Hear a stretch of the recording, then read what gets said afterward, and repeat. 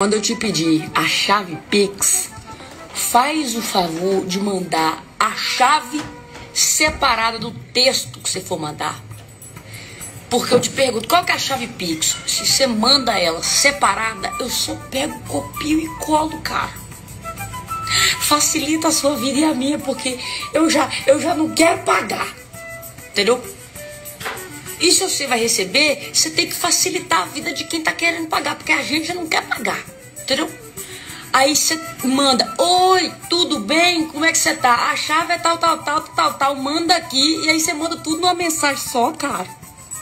Eu fico numa raiva, eu tenho que pegar essa mensagem inteira, copiar, jogar num bloco de notas, soltar lá, recortar só a parte da sua chave. Nisso eu já fiquei puta com você.